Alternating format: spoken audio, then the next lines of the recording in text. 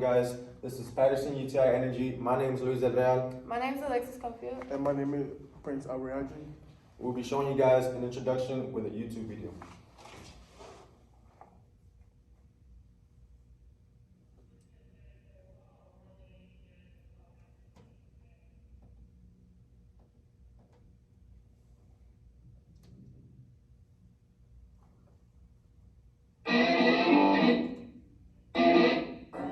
Absolutely.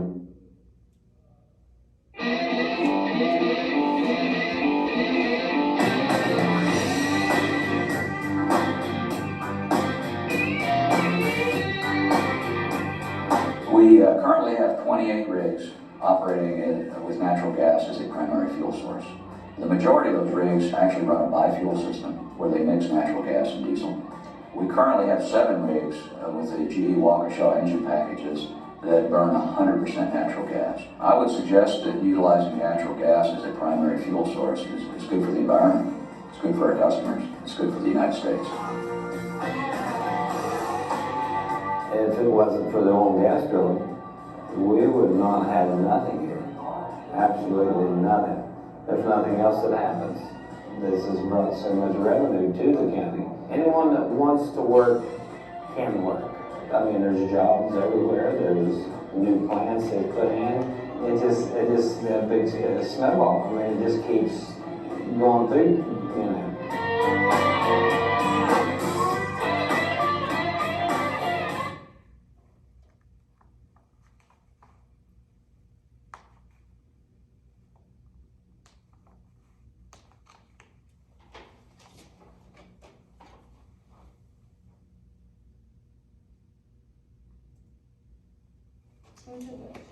In this presentation, we will focus on the given topics. 5 workers dead in the explosion in Quinton, Oklahoma, 110 OSHA violations, and 13 workers dead in the past decade.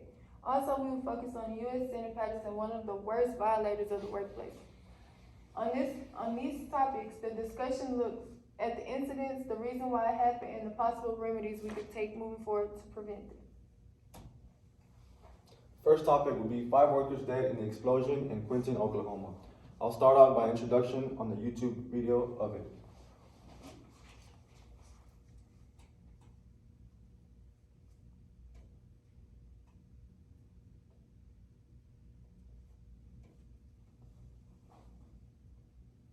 An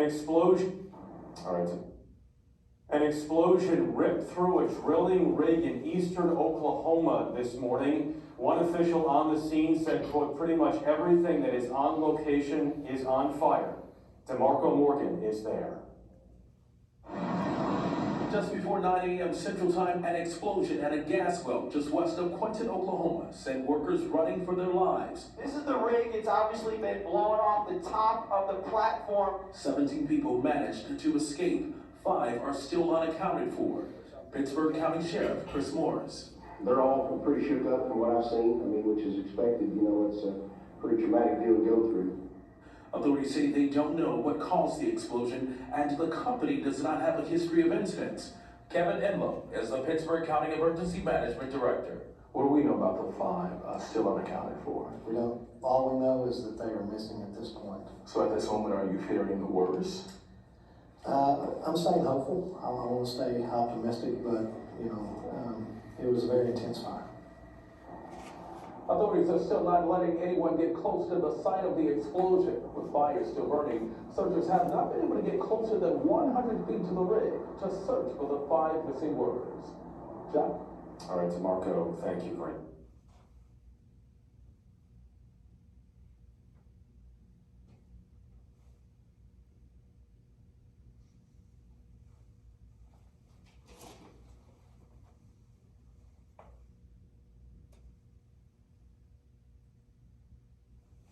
Alright, so with that being said, what happened on this day?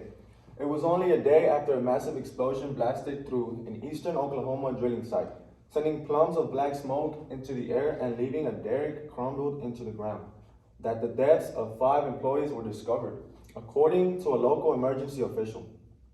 The aerial footage showed multiple flames still blazing at the scene, and the derrick, which was towering above the well and had crashed into the ground.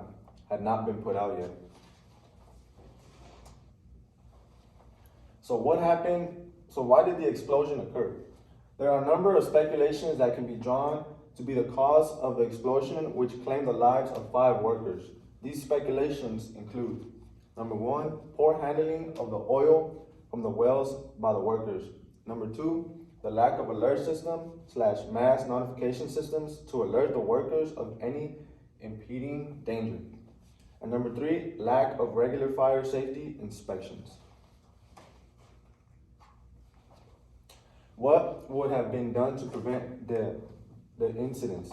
There are a number of remedies for the prevention of oil fires that would definitely save the situation to prevent the demise of the 5 workers at Oklahoma.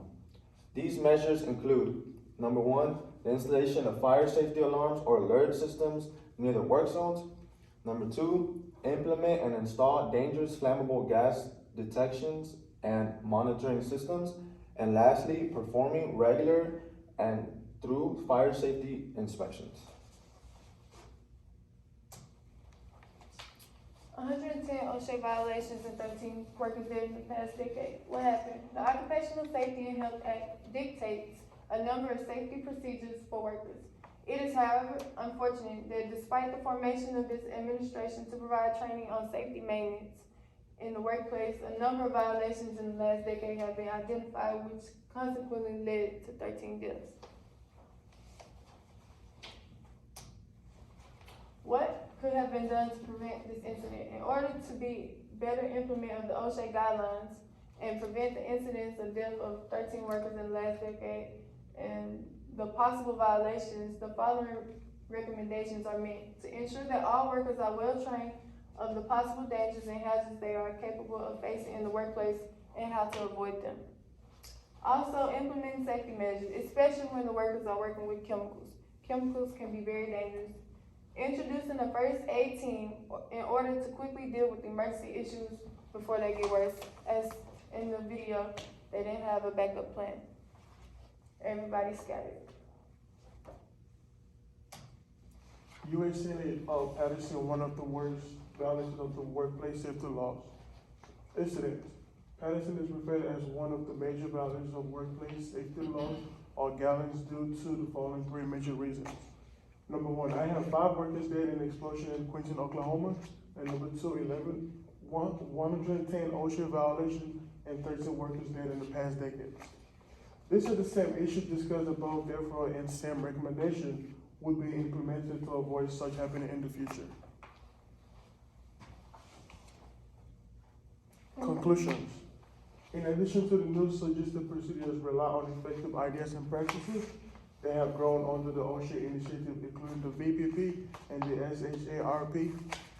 They also accord with the national and international census norms. Also, here's a page of our references, the website that we use to conduct this research. Also, how does this situation relate to what we learned in the class? I've concluded that the team or a company must be able to trust and depend on the leader. The leader has to provide leadership skills and understand what's going on in the workplace.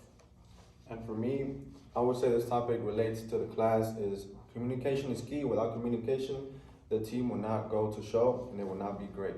Always put your health first in whatever the environment is, whatever situation is, wherever you are, and follow guidelines and directions at all times. Thanks. In my own preference, this topic / project is related to what I've learned in class because of lack of communication and setting goals and priorities for the team. Thank you. Thank you.